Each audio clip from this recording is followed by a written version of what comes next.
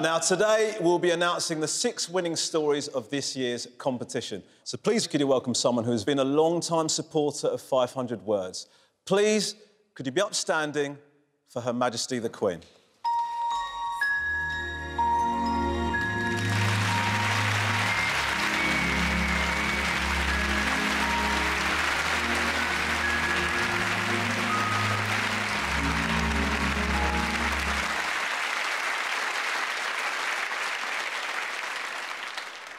Good afternoon, everybody, and welcome to the 500 Words final in the Buckingham Palace ballroom.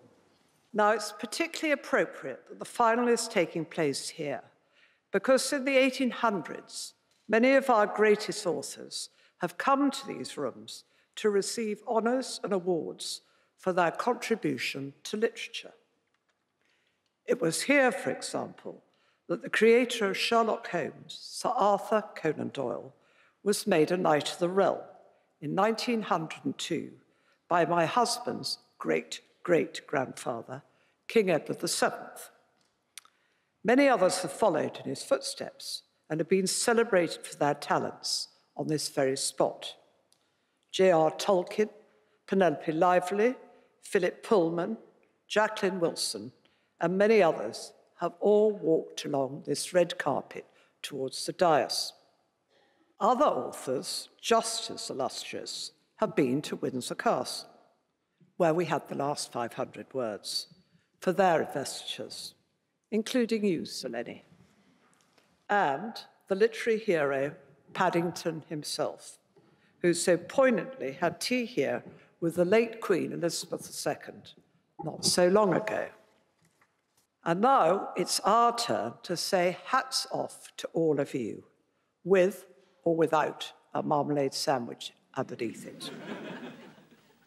You are here for the same reason that geniuses like Quentin Blake and Julia Donaldson were invited to the palace, because each one of you is a brilliant writer, with the power to conjure magic with your pens and lead us on escapades on your keyboards, and all in just 500 words. In the 3 years that we've been without this wonderful competition, I think we've realised how much we've missed it. Over the years, it has actually turned into 500 million words that have been written, typed, scribbled, and tumbled onto thousands of pages by children across the UK, and read by an army of volunteers, and then sent to the Oxford University Press to form the biggest collection of children's writing in the world. That means that between you, you have created more than 1 million stories, a thought-provoking adventure for future generations to study and enjoy. Thank you to everybody who has taken part in 500 Words. It's a huge pleasure to have you back. Now it's time to find out who our winners are. So let me close by offering our young writers advice from 2 other people who have stood where you're standing now. First, Michael Morpurgo, who said, "Write because you love it, and not because it's something you think you should do." And if that doesn't work, try applying the wisdom from the late, great Agatha Christie. The best time to plan a book is when you're doing the dishes. The best of British luck to you all. Thank you very much. Thank you so much, Your Majesty. Now, Your Majesty, how is it for you to have everyone here today? I think it's absolutely brilliant.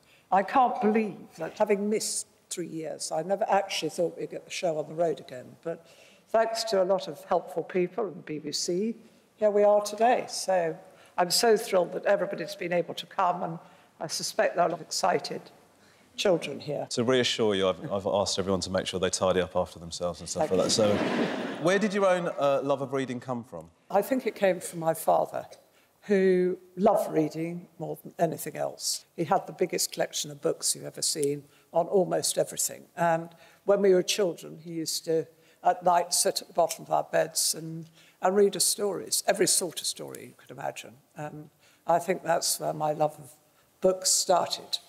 Thank you, Your Majesty. You're going to return to the stage a little bit later to present the Gold Awards, but for now, I hope you enjoy the show. I will. Thank you very much.